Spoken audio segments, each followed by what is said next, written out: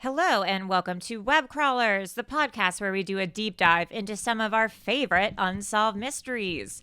Each week we will introduce our topic, lay out our research and findings, reveal some conspiracy theories, and conclude with our own hypothesis. Who knows, we might even solve the case. I'm Allie Siegel. And I'm Melissa Stetton.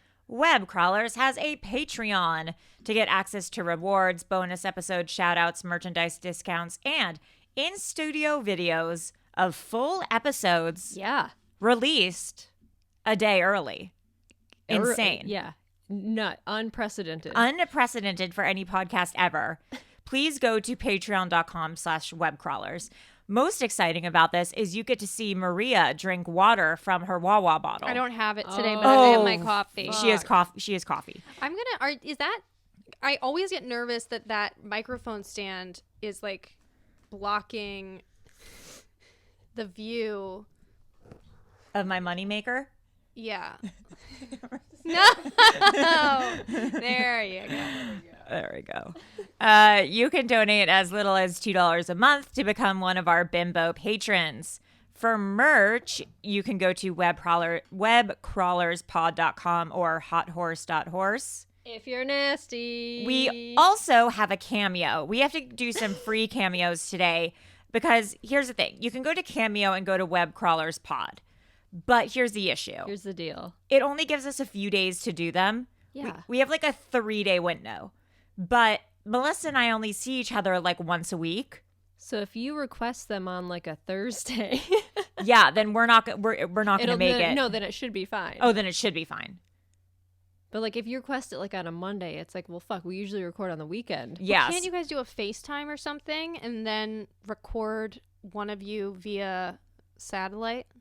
Do you know what I mean? Satellite? What? Like, okay, Allie, you have your Cameo on your phone and you're going, hey, it's me, Allie. And then you go, and here's Melissa, and it's Melissa on FaceTime on your computer. Oh. I mean, sure, I guess we could do that if we wanted to do it that way. This is why Maria runs a company. This is why you're a businesswoman. Wow. That's right. Well, okay, Great. so case closed. Case closed. But also, I don't know if people want you together. Well, they do, because I'll tell you why. I recorded a few cameos just alone. Uh-oh. And then people bought cameos again saying, hi, Allie, thanks for the cameo. We actually wanted Melissa in it. Yeah, they do. Yeah. That's what, you know. They want me. Yeah, so. Sorry, thank you. But I like how they're like, thank you so much. Yeah, we appreciate it. But we appreciate the effort. But thanks, but no thanks. So anyways, Maria just solved the cameo problem. Okay, problem solved. We were going to say, sometimes it might just be one of us, not both of us. No. That still might be the case sometimes if if I don't have my laptop with me, it's about to expire. Yeah, or if you're in Hawaii. Or same with Melissa. Yeah, if I'm in Hawaii and Melissa needs to do the cameo. Yeah. We'll switch off, or I'll be one of us or both of us. So just be prepared. Yeah, it's $5. You get what you pay for. Yeah. If it was $20, we'd go to each other's houses, we'd drive, But it's like the cost of gas, and then it's like doesn't time. Work. It doesn't make sense. Financially, it doesn't make sense. I'm glad we're talking about this for like 15 minutes. This is worth it. Melissa, who are our Patreon shout-outs? We have Zara L. That's my friend. Yeah, Nate B. Lacey That's my D. friend. And Marcy G. All of our friends. Thank you guys. We appreciate it. This week's episode is about people who have gone, quote unquote, missing on cruise ships. Since the year 2000, over 250 people have vanished from cruise ships. Are they all accidents? Or is something more sinister happening? Let's get into it. And something even more exciting. Melissa pretty much wrote this entire episode, so I'm going to be learning along with you. I am just excited as you are to listen to this episode that I'm participating in. You know, you were sick this week, and then I love cruise ship disappearances. Yeah. I got carried away. She got carried away. Really carried I said, away. Melissa, I'm ready to get into the dock. And she's like, too late. I already wrote 7 pages. I have 1,000 pages already. Okay, let's get into it. I'm so excited. Okay. So there have been a shocking number of cruise ship disappearances. Some passengers have fallen overboard, while others have just disappeared mysteriously. That's nuts. And there's a lot of conflicting data online about the amount of people have gone missing. But from what I've read, I've gathered over many different websites, And according to the Cruise Lines International Association, approximately 1 to 2 people a month fall overboard or go missing on cruise ships. We were talking about going on a cruise last night. We were. It was a riverboat cruise, which I feel way more comfortable on a riverboat. Yeah, because you could swim to shore. And there's less people. But there are anacondas. Yeah.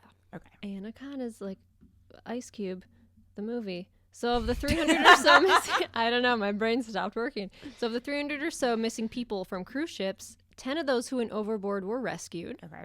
And then one person even survived in the water for more than 22 hours. Oof. It was a couple years ago. It was a 33-year-old crew member of a Norwegian ship. It was near Cuba. Okay. So passengers who go on Carnival cruise lines are more likely to fall overboard than any other cruise line. That's crazy. Doesn't Shaq do promotions for Carnival cruises? I'm sure he does thousands of promotions. He does the General.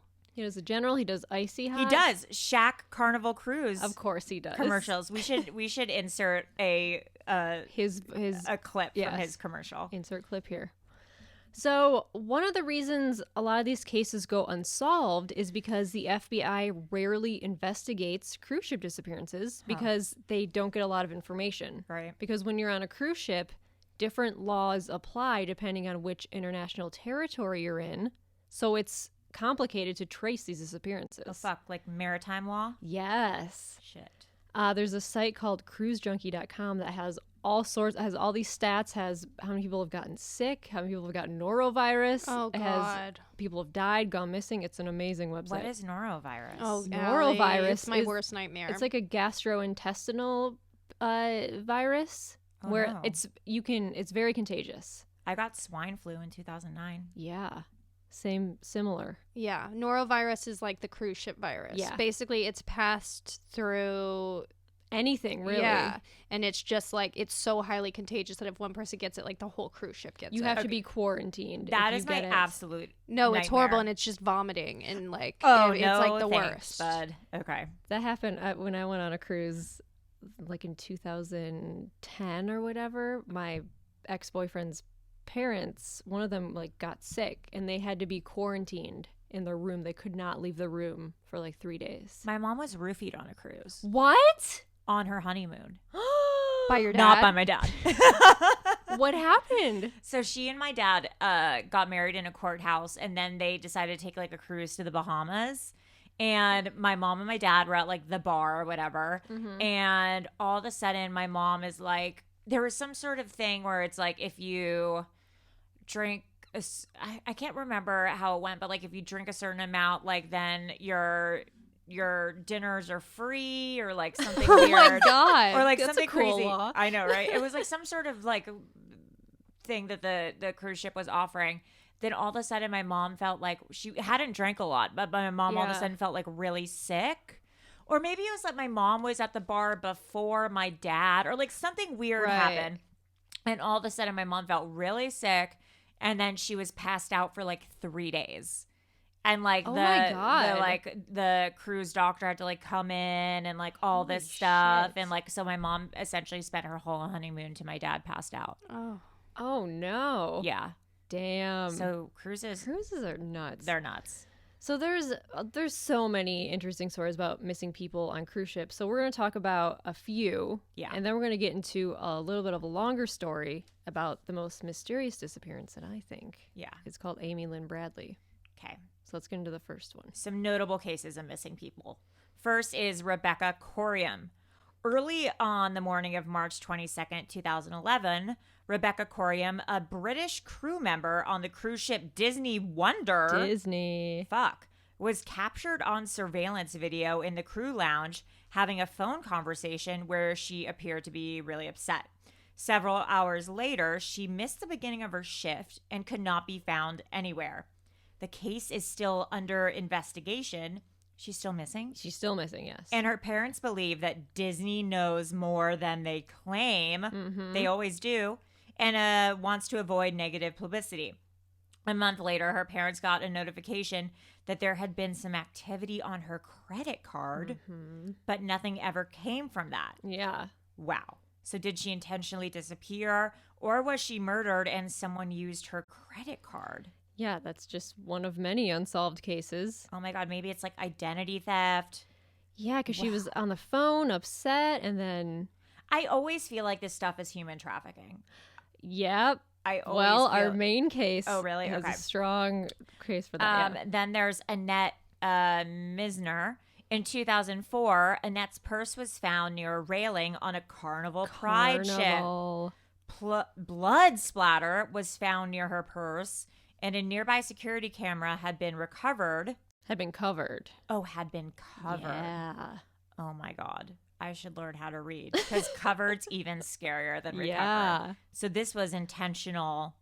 Yeah, it was covered by like paper or something. She was presumed dead. And there was just blood. She's gone. That's bad. Why would you need to like get bloody with someone where you just push them off? Well, maybe there's a struggle. Could maybe live.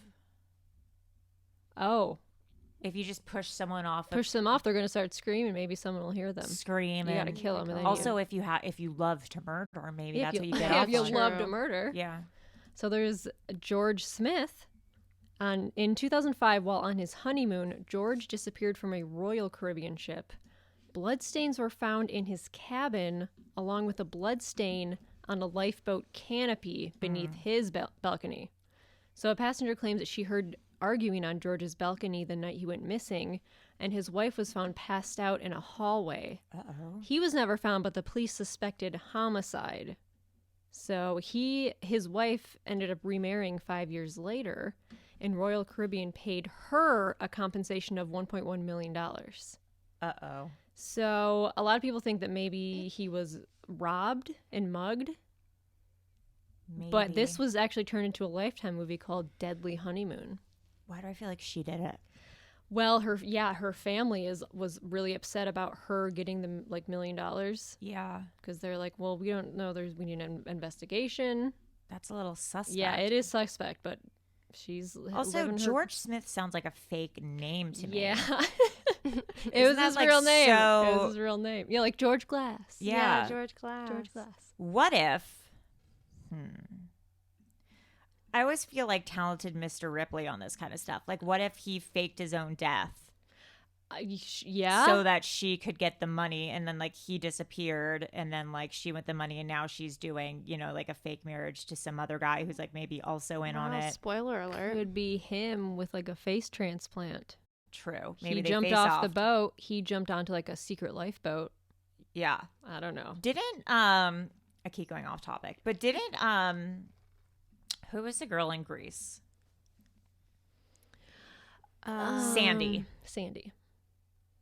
Olivia Newton-John. Mm-hmm. Didn't her husband fake his own death, like on a cruise ship or something? Ooh, didn't he die in a ski accident? He's not dead. He faked his own death. Are you serious? Why?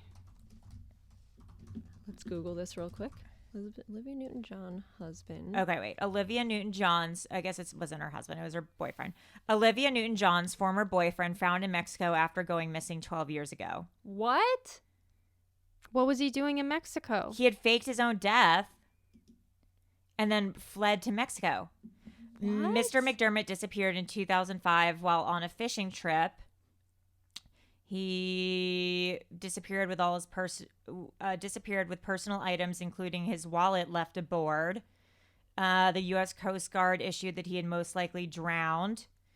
It triggered speculation that he's faked his own death. Whoa. He disappeared to avoid debt, including child support. Oh. Then he was found living off the coast of Mexico. Wow. Yeah. Damn.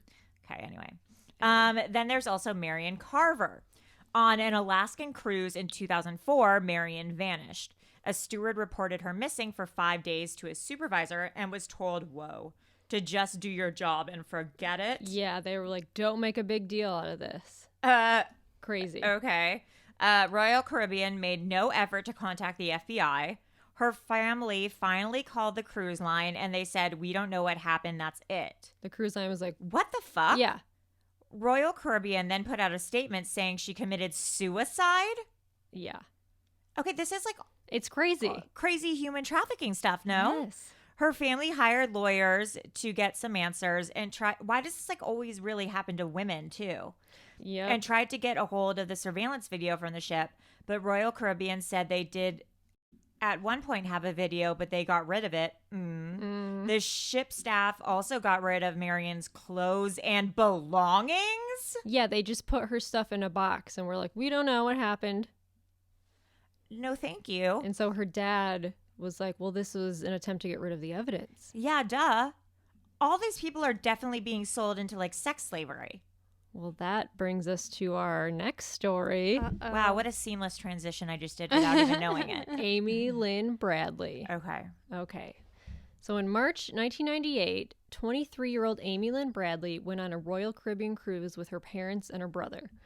One night after dinner, her family went to the upper deck for a party with a calypso band. Fun at first. Around 1 a.m., her parents told her and her brother that they were going to go to bed.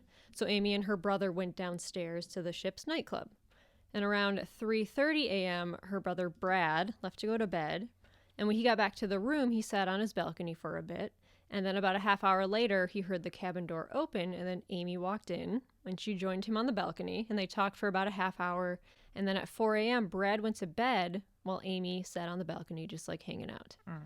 So between 5:15 a.m. and 5:30 a.m., about an hour and a half later, her dad got up and went out to his balcony, and he could see Amy and Brad's balcony from his room. Like the windows were like kind of facing each other. And he saw Amy sleeping on the balcony, and so he went back to bed. Around 6 a.m., about a half hour later, her dad wakes up again. In future interviews, he said that he was startled awake by something, but he doesn't know what. Interesting. So he looks out to Amy and Brad's balcony, but he doesn't see Amy. So he goes to the room to check on them, and he sees Brad sleeping, but Amy isn't there. But also he notices her ID and her shoes were still in the room. Okay. Her dad walks around the ship to see if she maybe went to the upper deck to take some photos or get some food. After about 30 minutes of searching for Amy, he runs into the head of security and tells him that he can't find his daughter. He goes back to his cabin and frantically wakes up his wife to tell her Amy is missing. He's in full panic mode at this point. They go to the security office to report Amy missing and ask them to make an announcement, but they refuse. They said they didn't want to startle the other guests. Also, Amy was 23, not a toddler. It's also only been an hour since she went missing, and I don't think that's enough time to panic. I agree.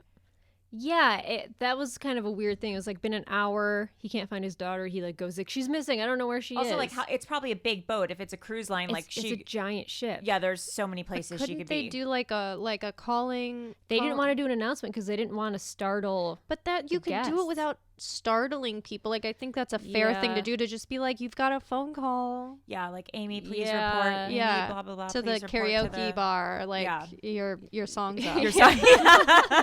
Your turn's up.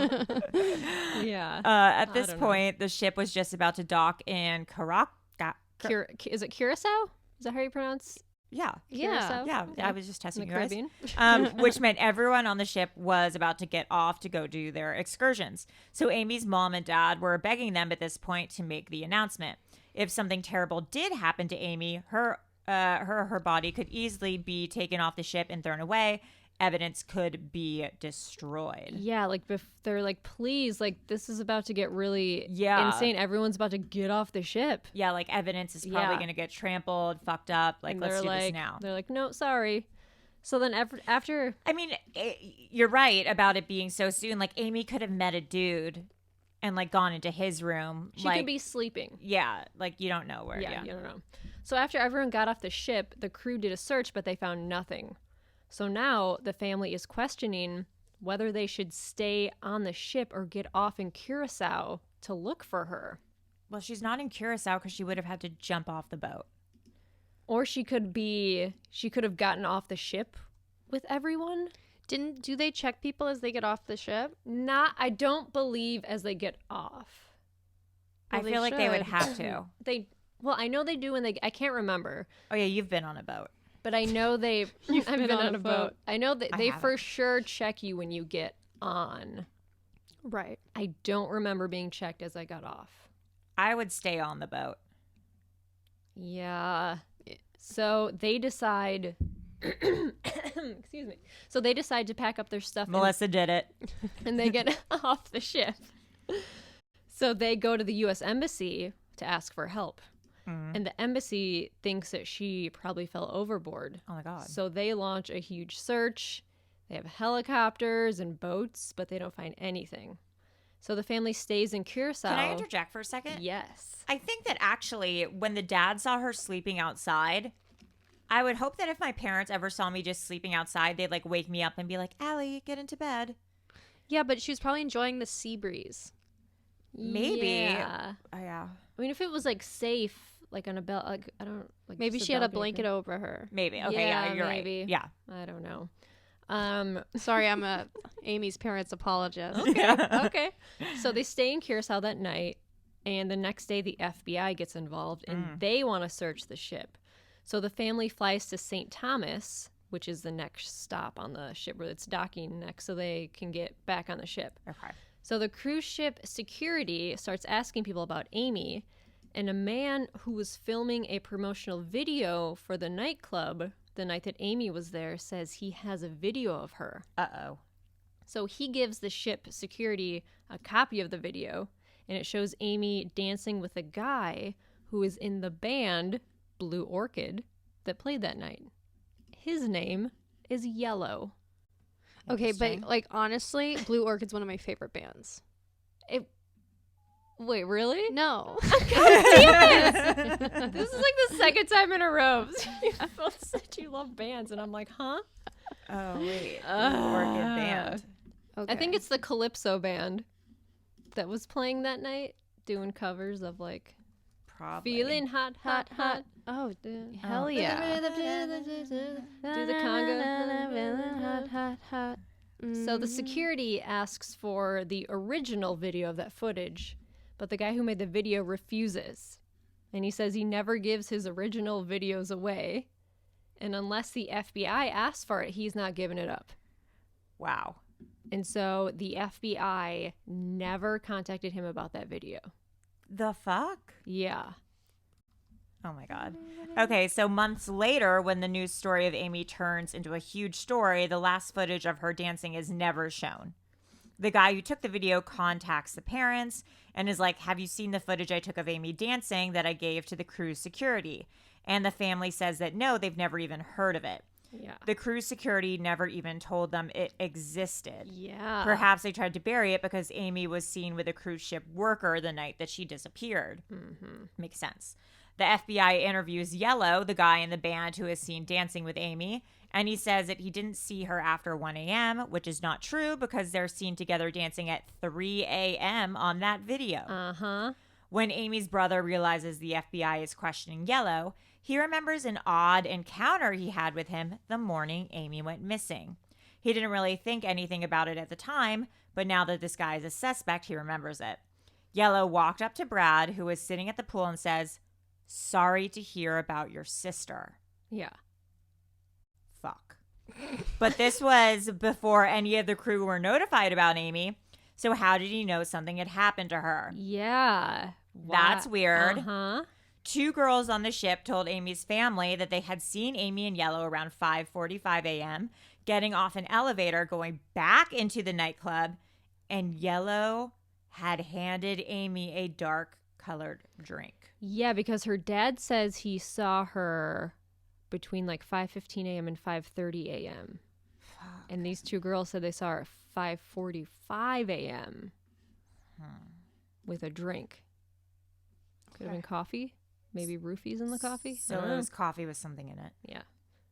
Or if it was like a rum. Could have been a rum. Could have been a rum. Could have been a rum. Or Coke. Hot chocolate. Yeah. The FBI interviews Yellow extensively again, but they never find enough evidence to charge him or arrest him. Yeah, it's kind of a dead end. Yeah. Okay, so there's finally a break in the case. A little over a year after she went missing in May 1999, America's Most Wanted featured the case. Didn't they, like, America's Most Wanted crack more cases than the FBI? Probably. Well, that's a tall claim. Let's give it a goog. That's a goog. America's Most Wanted versus versus the FBI.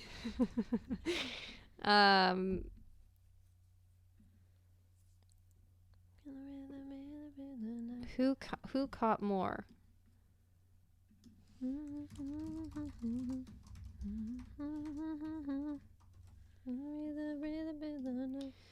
Since America's... Is this Blue Orchid? This is the Blue Orchid.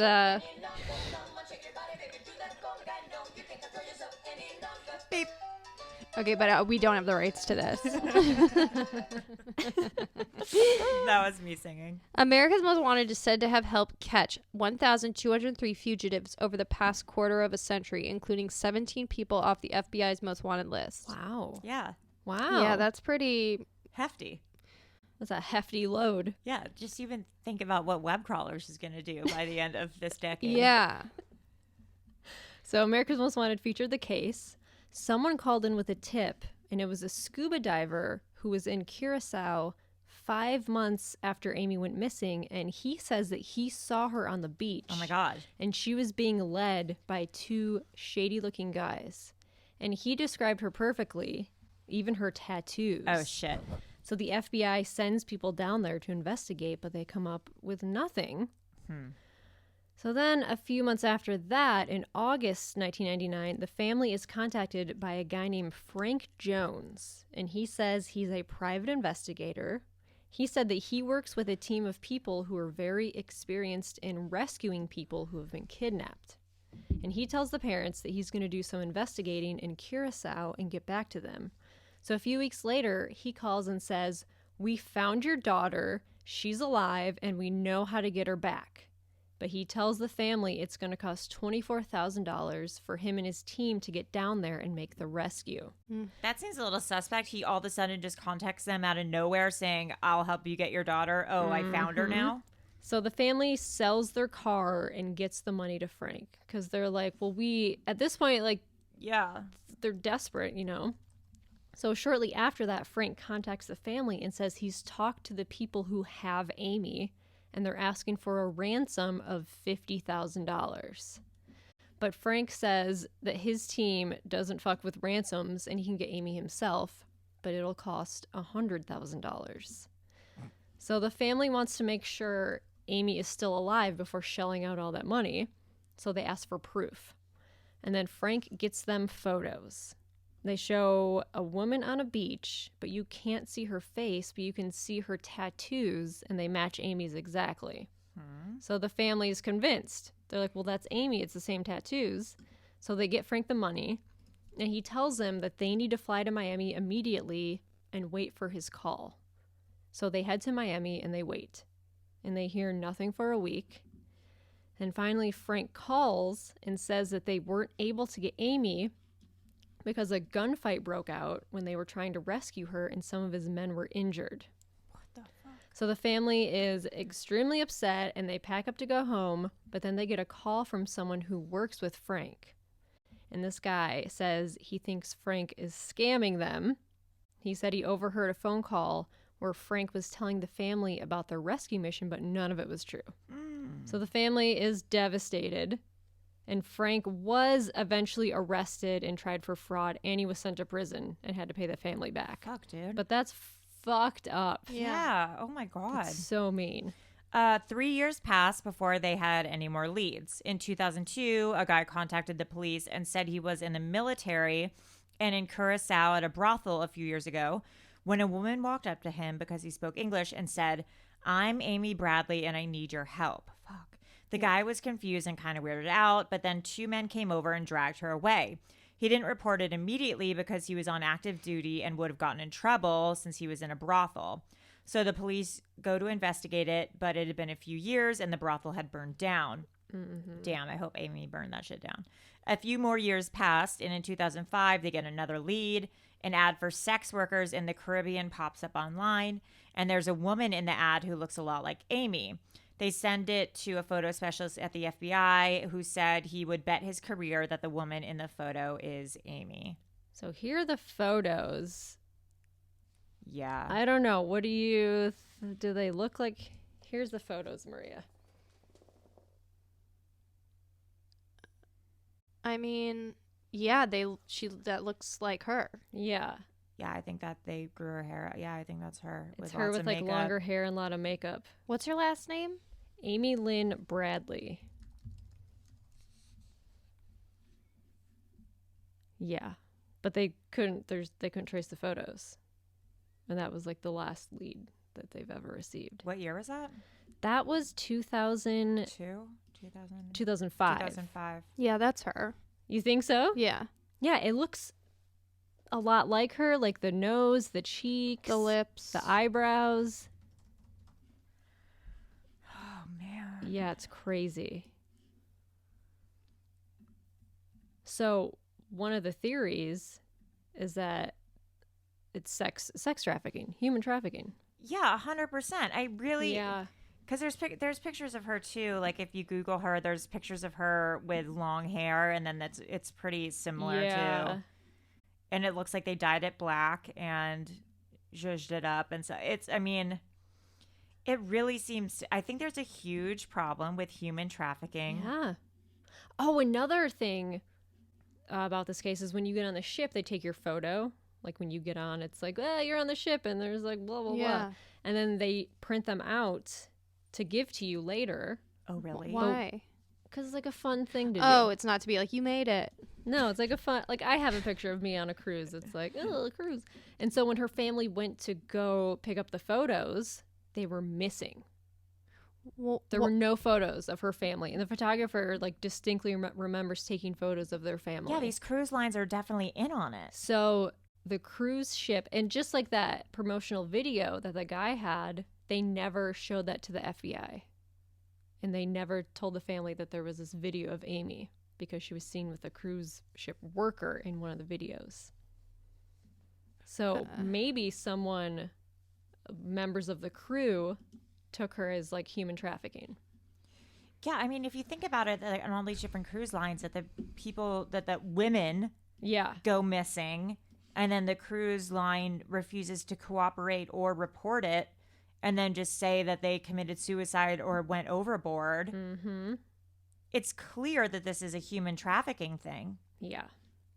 Like, women can't go anywhere without fear of being human trafficked. Some sort of assault. Mm-hmm. This is scary because I was about to take a trip alone. Well, I am taking a trip alone, and I was like, I should go on a cruise. That'd be kind of fun. Like, a woman should never go on a cruise alone. No, because you can just be thrown overboard. Yeah, or captured, and no one would know the difference. Yeah. Okay, are these pictures online of Yellow and Amy for real? Wait, there's pictures of Yellow? Yellow? Yeah, there's them dancing. Yeah. What? Yellow and Amy Lynn Bradley. Oh, there's that must be from the video? Yeah. Oh. Yeah, I guess it is. Interesting. Weird. Yeah, so if she fell overboard, maybe when her dad was woken up at 6 a.m., maybe he heard her like a splash. No, she did not fall overboard. But like it's really hard to fall overboard on a cruise ship. The railings are like, so there's really high, and your ships, like a balcony, when I went on a cruise ship, the balcony doesn't go over the water. It goes over the rest of the ship.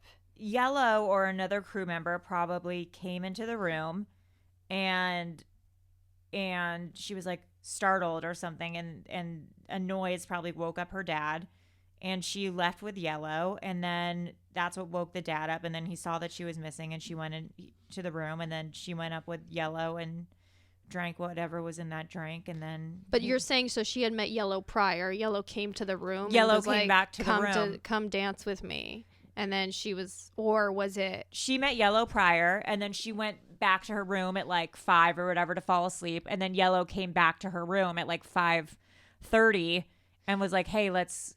But he would more. Risk the parents seeing him and stuff. Well, they had a separate room than the parents. I know her brother was in the room with her sleeping. Okay. So I don't know if she maybe like was still awake and was like I don't know. Unless the thing that just woke up the dad was her leaving to go to dance. But they had a plan to meet up later. Yeah, maybe they just had a plan to meet up again, and maybe he heard the door shut to Amy's room, and then that's what woke him up. Mm-hmm. Oh, God. Yeah. Yep. So that's who knows. Yeah, I mean, I think we do know. I think that's exactly what happened. So there have been some murders as well on cruise ships. Oh my God. What happened? That's crazy. There have been a lot of murders. So we're going to talk about a couple of them today. So Miki Kanasaki was 52, went on a cruise with her ex-husband, Lonnie, in 2006. She went missing, but weeks later, her strangled body turned up in Italian waters. Oh my God. So Lonnie was already back in the U.S. with a woman that he later married. So in 2013, he was charged with Mickey's murder. And his motive was he was trying to gain control of more than $1 million from her assets. But in a twist, Lonnie was later charged with allegedly trying to have his new wife killed after she gave grand jury testimony against him. Jesus Christ. So he's waiting trial on all charges and has pled not guilty. But first of all, don't go on a cruise with your ex-husband. Yeah, that's fucking weird. He'll push you over the edge. Mm-hmm. And then there's Shirley McGill, went on a 5-day carnival cruise with her husband, Robert McGill, for his 55th birthday in 2009. He got super wasted and he strangled his wife in their cabin. Afterward, he changed his clothes, went to the upper deck, smoked a cigar, and when another couple asked about his wife, he told them he killed her. Oh my God, dude. He was sentenced to life in prison. Jeez. Yeah. I just looked up Carnival Cruise on Reddit. People need to be talking about this. What do you think we're doing, Allie? Okay. Whoa. Give me a taste of my own medicine, huh? Okay. I went on a Norwegian cruise. Okay. It was lovely. She's alive to tell the tale. It was lovely. Tamra Tucker. She was on the Carnival Elation cruise. Her body was found several floors below her own balcony. Police initially thought she fell, but also thought her longtime lover may have pushed her or was trying to discard of her body. In September 2018, he went to trial but was released on a $50,000 bond. As of December 20th, 2019, he pleaded guilty. Yeah. Bro, Damn. someone needs to get Shaq on the line and tell him he should not be promoting Carnival Cruises. Oh, there was this other crazy thing that I saw. There was this elevator accident, and it was on a Carnival, Carnival Ecstasy cruise line. So the passengers were like walking to dinner, and they saw blood pouring down an elevator. No, what? That's from The Shining. No, there's a video of it. They saw blood pouring down the elevator, and a maintenance worker had apparently gotten stuck, and like his body got chopped in half. There's video of it. There's a link of it. The people were like, they're like, it sounded like a rainstorm. Oh my God. If you just Google elevator cruise blood, you can see a still from it. I don't. And the carpet looks like it's from The Shining too. That's disgusting. And it was 2016. That's horrible. That's This really is crazy. Like, cruise ships are death traps. Yeah. Don't go on a cruise ship. They're just floating rocks of death through the ocean. Yeah.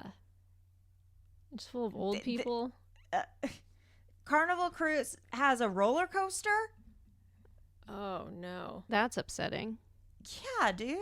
I don't need a roller coaster on the ocean. I don't need an ocean roller. They have a water park, a roller coaster. Yeah. I don't. Whoever said like, oh yeah, and let's add a roller coaster is out of their mind. Yeah, is a murderer. Yeah, is a murderer. I mean, no, Melissa, don't you yeah, dare. Melissa. Don't you dare. I won $4,000 on a cruise ship once. Yeah, but playing blackjack. I'm okay with gambling on a cruise ship. But it's it's where you're building thrill rides on top of the ocean that I go, well, let's not. Yeah. Yeah, no, I would never go on a roller coaster on a cruise ship. Emeril Lagasse has restaurants on Carnival Cruises. Bam. He signed a cookbook for me when I was in 4th grade. And what did he write? He wrote BAM. Yeah. Are you a big Emerald head, 4th grade? Well, my parents were out of town, and my 4th grade teacher was babysitting me. And I don't know why. I guess she made more money babysitting on the side. So she was staying with me and babysitting me, and she was obsessed with Emerald Lagasse. And he was doing a book signing at the mall, at the Century City Mall, and she made me go with her, and he signed a book for me. Wow. That's probably worth a pretty penny right now. I know. Shit. Wow. Well, oh my God. And there's Guy Fieri has a burger joint on. Well, first thing we need to do is we need to contact Shaq, Guy Fieri, and Emerald Lagasse and send them the link to this episode. Okay. And let them know what's going on these Carnival cruises. I mean, I've had some good food on cruises. Melissa, I'm starting to think this is all a setup. Melissa's been paid by Big Cruise. I would never go on another cruise, but the 2 cruises I've been on, I had a lot of fun. Okay. That's because you made it out alive. Just saying. If you have ever been on a cruise, yeah, please tell let us us know. your cruise stories. Tell us about your bloody elevator story. Yeah. That's so fucking gross and sad. Melissa, where can people reach us? You can reach us at webcrawlerspod@gmail.com, or you can find us on Twitter and Instagram at webcrawlerspod. You can also find us on Reddit and Facebook. And something really exciting. So this comes out the 14th, January 14th. On Friday, January 17th, if you live in Los Angeles, we'll be having a live show. We Webcrawlers will. Live. Isn't that exciting? I'm so our excited. first live show. It's Podcast Party. They have different podcasts on. They each do 15 minutes, like a little snippet from their shows. Yes. And we're going to do a fun thing. Yes. So if you want to buy tickets, we have blasted out the link on our Twitter, and we hope to see you there. Melissa will be signing autographs after the show. I will be. Yes. Really? Yeah. Yeah, Maria. She demanded that in her rider. Well, why aren't you? Because I'm not like that. You're not. You know, people are just gonna go sell them on eBay. Yeah, and I don't need that kind You'll of. just in do my hugs. life. You're one of the. I do hugs. I don't do photos though because I don't do it. Anyways, thank you guys for listening. I'm Allie Siegel. I'm Melissa Stetton. Bam. Bye. God, that was scary. Yeah, what the fuck, dude? There's so many. Let me turn this on. Come and think about it, baby. Do that for me.